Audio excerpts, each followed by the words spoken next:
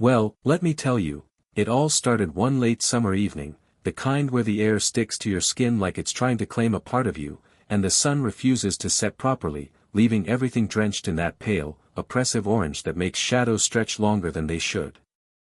I had just come home from work, tired, my shirt clinging to me with sweat, and I was trying to enjoy the silence of my street, the way the cicadas buzzed relentlessly from the trees, a constant reminder that nothing in this world ever really stops, not even the heat, not even the clock, not even the thoughts you try to push away. That I noticed the car first. A dark green sedan, parked crooked in the driveway. I didn't recognize it, and that alone made me uneasy, but then I saw her step out. She moved slowly, like every step was calculated, measured, careful, as if the world might crumble beneath her feet if she rushed. Her coat was long, too heavy for summer, and the boots she wore had caked mud on the soles, dry mud that cracked as she shifted her weight. Her hair was tied back tight, strands falling over her forehead, sticking to her skin. Her eyes. Lord have mercy, her eyes carried exhaustion, suspicion, and a kind of desperate fear that I hadn't seen in anyone in years. She carried a small suitcase, and the way she dragged it across the driveway made it sound heavier than it should have been, like it wasn't just filled with clothes or papers, but with memories, secrets, things that had been trying to escape for a long time. I wanted to call out, ask her what she was doing here, why she was on my property, but something in the air, a tension I couldn't explain, told me to stay put. That was the first mistake I ever made in this story. She set the suitcase down on the porch and disappeared into the shadows behind the garage. Just like that. No knock, no explanation, nothing. I approached the suitcase cautiously, my hands trembling. It wasn't locked. I opened it, and I nearly dropped it again. Inside, stacks of letters tied with string, photographs with faces I didn't recognize, documents with stamps and handwriting that seemed impossibly familiar yet alien. And at the very top, an envelope, addressed to me. My handwriting. No, not mine. My mother's. That I sat on the porch, staring at the envelope, unable to move. The letters spilled over like a river of confessions. One photograph showed a man standing next to my father, smiling in a way I had never seen my father smile, holding a child that looked like me. The date on the back made my stomach drop. Decades before I was born. My parents had secrets. Not the small, harmless secrets. Big, earth-shattering, identity-wrecking secrets that I flipped through the letters, and each one revealed more than the last. There were names I didn't recognize, addresses in towns I had never heard of, people who had apparently lived in the shadow of my family, influencing things I thought I understood. It was like discovering an entire hidden layer of my life, one that had been carefully hidden, orchestrated behind smiles and holiday dinners and small talk. And then I heard it, a soft creak behind me. That I turned around. Nothing. Just the shadows lengthening across the driveway. But then, faintly, a whisper. So soft I thought I imagined it. You shouldn't have opened that. My heart jumped. I ran inside, slammed the door, locked it, pressed my back against it, and breathed heavily.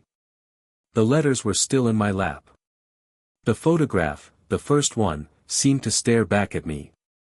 I felt the world shift beneath my feet. My parents, my childhood, everything, a lie. And that suitcase was just the beginning. That I didn't sleep that night. I couldn't. Every creak of the house, every car passing the street, every flicker of the porch light made me jump. I kept thinking about that photograph, the man smiling at my father, the child who looked like me but was born decades before I existed. Who were these people? Why had my family hidden them? And most importantly, why now? The next morning, I opened the envelope. Inside, a single letter, written in the same shaky handwriting. It read, "You're not who you think you are. Your life is borrowed. Everything you love, isn't yours." My hands were trembling so badly I could barely hold the paper. I read it again. And again. Each time, it felt heavier, like gravity had doubled. I sank to the floor, the letter on my knees, and for the first time, I realized that the story I had lived wasn't mine at all.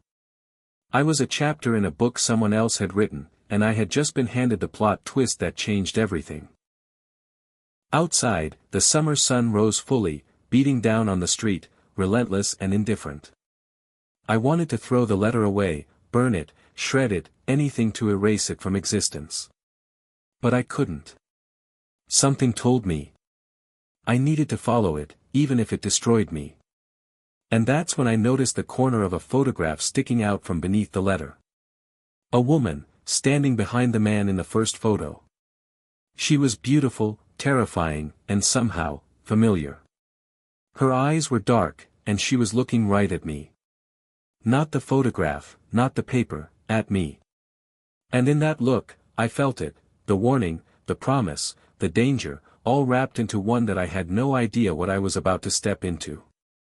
And at that moment, I realized the woman who left the suitcase wasn't just a visitor, she was the harbinger of everything I had been blind to, everything my family had hidden, everything I would now have to face alone. The next days were unbearable. Every time I tried to act normal, to go to work, to eat, to talk to my friends, the suitcase, the letters, the photographs, they hovered over me like a shadow I couldn't shake. I stopped sleeping in my own bed.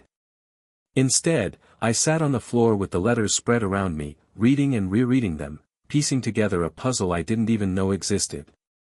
And the more I read, the more it became clear, my life, everything I thought was mine, was a lie stitched together from someone else's choices, someone else's sins, and someone else's obsessions. The woman, she was everywhere in the letters. Not physically, but in the words, the references, the events. She had orchestrated things long before I was born, pulling strings, making deals, covering up crimes that weren't hers yet affected my parents, my childhood, even my very identity. I learned about betrayals, affairs, disappearances, inheritances stolen, and lives destroyed, all connected in some way to her.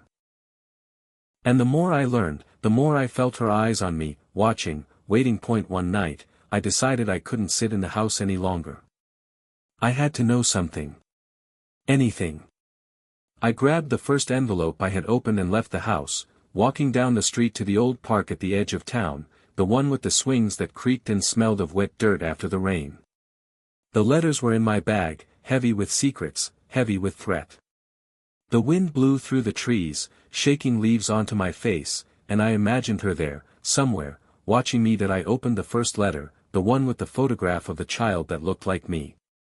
It wasn't just a photograph. There was a note tucked inside, a date, an address, and a warning. Do not trust anyone, it read. Especially not your father. Especially not your mother. My stomach churned. I knew the note was true. I had always sensed something wrong. The late nights, the whispered phone calls, the sudden moves, the things I was never allowed to ask. And now, with this confirmation, the unease transformed into terror. The following days blurred together. I started following the clues in the letters. Each one led to another, each one opening a door I wished had stayed closed. I found a hidden box in my father's study, behind a loose panel in the wall, filled with photographs and documents. I discovered accounts under different names, old deeds, letters never sent, records of places I had never heard of. And always, there she was, in the margins of everything, a signature, a mark, a date, a photograph in the background. It was like she existed to remind me that nothing I had was safe, nothing I knew was real. Then came the phone call. My phone rang, the screen blank, no number. I answered. You shouldn't be digging, a voice whispered. Low, smooth, dangerous. My blood ran cold. You'll only destroy yourself. I asked who it was, but there was no answer. Just breathing. And then silence. My hands shook so badly I dropped the phone. And when I picked it up again, there was a text message, "We're closer than you think." That I started noticing her everywhere. At the coffee shop, I thought I saw her reflection in the window. In the grocery store, a woman's voice behind me said something I couldn't hear clearly, then vanished. I couldn't sleep, I couldn't eat, I couldn't stop thinking about the suitcase, the letters, the photograph, the woman who had walked into my life without warning and changed everything. That I went back to the park that night, clutching the letters, the wind whipping around me, rain starting to fall. And there she was, standing beneath the flickering street lamp at the far end, coat still long, boots still muddy.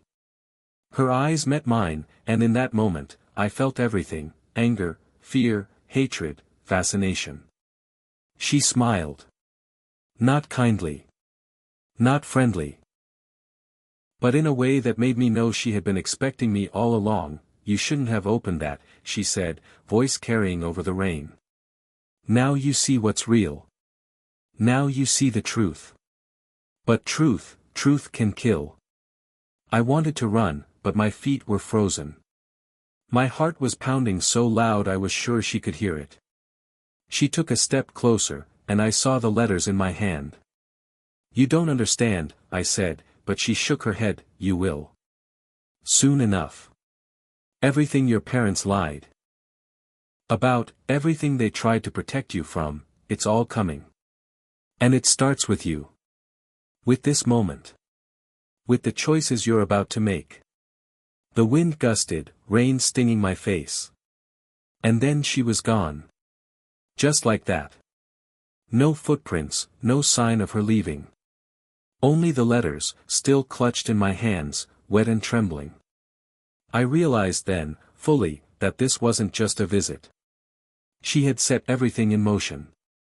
And now, I had no idea where to turn, who to trust, or how to survive what was coming next. That night, I sat in my room, letters spread across the floor, photographs everywhere, the rain hammering against the windows. And I realized one terrifying thing: my life, the life I thought I had been a lie. A careful, intricate, terrifying lie. And the woman, she was at the center of it all. Waiting. Watching. Controlling. And I was trapped in her story, whether I wanted to be or not. The next morning, I woke to a silence that felt unnatural. The storm had passed, leaving the air thick, heavy, and almost suffocating. The letters were still on the floor, scattered like shards of glass, and I realized I hadn't eaten, hadn't slept, hadn't moved for hours.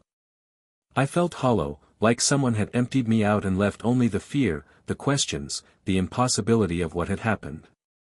The photograph of the child still stared up at me, and I couldn't shake the feeling that somewhere, somehow, that child was alive, watching, waiting, tied to me in ways I couldn't begin to understand. That I decided I needed answers. I couldn't sit in my house and let her control my life through fear and letters. I had to know who she was, what she wanted, and why my family had been trapped in her orbit for decades. The letters mentioned a place, a house, an address in a town several hours away.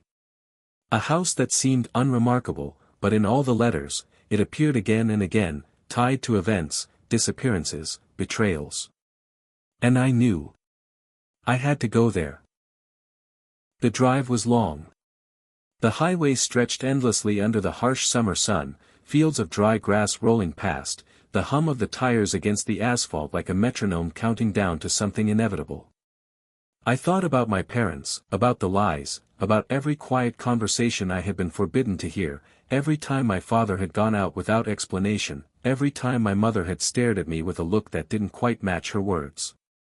And I realized that in all of it, she had been there, moving pieces on a chessboard that wasn't mine. That I reached the town as dusk fell, the shadows long and sharp. The house was at the end of a narrow road, hidden behind overgrown hedges, looking abandoned, like it had been waiting for someone to remember it, to open it back up after years of silence. I parked a block away and walked, heart hammering, letters clutched tightly. The closer I got, the more I felt it. Like the air itself was watching me, heavy with anticipation, with warning, with danger. That I stepped onto the porch. The door creaked as I pushed it open. Inside, the house smelled of dust, decay, and faint perfume that made my stomach turn. And then I saw it, evidence of life, but not recent life. Photographs lined the walls, all black and white, faces staring, judging, smiling in ways that made my skin crawl. Documents were stacked neatly on a desk. And at the center of it all, a single chair, facing the window, as if someone had been waiting there, watching me approach. I picked up a photograph from the desk. A younger version of the woman, standing next to my mother. They were laughing, close, almost intimate. And behind them, a figure I recognized immediately, my father, but younger, different, and yet somehow the same. I felt bile rise in my throat. The letters had hinted at it, but seeing it, seeing the proof, it shattered something inside me. The woman had known my parents long before I existed. She had been manipulating them, shaping their choices, bending their lives to her will. And somehow, I was next that I heard a sound upstairs, soft, deliberate, like footsteps on wood. My heart raced, my hand trembling as I clutched the letters. I wanted to leave, run, scream, but curiosity, fear, and a strange sense of inevitability pushed me forward. I climbed the stairs, each creak echoing like a warning. At the top, the hallway stretched into darkness. Doors lined both sides. One at the very end was slightly ajar. Light spilled from it, flickering. And there she was, standing in the room, calm, almost serene, as if she had been expecting me all along. Her eyes met mine, and I felt my knees weaken. She spoke softly, deliberately, "You're finally here. It's taken you long enough. Do you understand now? Do you see the patterns? Do you see what your family was, what they became, because of me?" I wanted to ask questions, to demand answers, but my voice failed me. She stepped closer, and I could see the faint scars along her hands, the lines on her face, the intensity in her eyes. "Everything you know, everything you think you are, it's borrowed, inherited, stolen. You're standing on the foundations I built with your parents' mistakes." I felt a surge of anger, fear, confusion, and something darker, recognition, as if part of me had always known, had always feared her presence, even before I saw her. "Why?" I finally managed to whisper. "Why my family? Why me?" She smiled, slow, unsettling. "Because you were always meant to find me. Because the story isn't over until you understand it. Until you feel it. Until you decide whether you will run or become part of it. Your choice, finally. But remember, choices have consequences." The room seemed to close in around me, the shadows deepening. And then, without warning, she vanished. Not a step, not a creak, nothing. Gone, leaving only the echo of her words, the weight of the letters, and the realization that everything I had done to prepare, every fear, every assumption, had led me here, to the very center of the web she had spun, a web I was trapped in whether I wanted it or not. That I sank to the floor, shaking, letters scattered, photographs trembling under my grip. And in that silence, I understood one thing with perfect clarity: she wasn't just a visitor, a messenger, a threat. She was the architect of my entire existence, and the next move, my next move, could determine whether I survived, or became just another story, trapped forever in the legacy of her design. That I spent hours on the floor, letters scattered around me, the weight of decades of lies pressing down. Then I heard it, a faint whisper, almost imperceptible. She was there, in the shadows at the end of the hallway. "You think you've uncovered enough," she said, calm but dangerous. "You haven't seen the half of it. Why my family? Why me?" I asked, voice trembling. "I didn't ruin them. I guided them. They acted, they lied, they sinned, but I planted the seeds. And you were always the last piece." I felt anger and disbelief twisting inside me. "You destroyed everything." She shook her head. "I revealed what was already there. Your father had secrets. Your mother had lies. Your life was fragile because it was built on deception." I held the mirror. I looked at the photograph of the child who looked like me, decades before I was born. "Who is this?" "That," she said softly, "is the life you could have lived. Your parents deviated. You're now at the center of the story, and the choice is yours. Will you walk away or accept the truth?" The room seemed to spin. My mind raced through the betrayals, disappearances, and hidden lives. Running would change nothing. I had to confront it, embrace it, or be consumed. Step into it. I whispered. Yes, she said. Step into what is yours. Take the knowledge, understand what it means to inherit the past, and decide, will it break you, or will you rise? I picked up the letters, reading not as a child seeking comfort, but as someone forced into the center of a storm. Hours passed. The world outside ceased to matter. I pieced together decades of secrets, betrayal, loyalty, and deception. I realized one terrifying truth: my life would never be the same. I was now part of the web she built, whether I wanted it or not. As dawn broke, a strange calm settled. She stepped back, fading like mist. The past is yours to carry. The future is yours to shape. The story is never truly over. I stood, exhausted, holding generations of secrets in my hands. Outside, the sun rose, casting light over the abandoned house. I felt power, knowledge, and clarity. I was no longer just a pawn. I was the final piece. The story was mine to finish. Somewhere in the shadows, I knew she was still watching, waiting, smiling. And I was ready.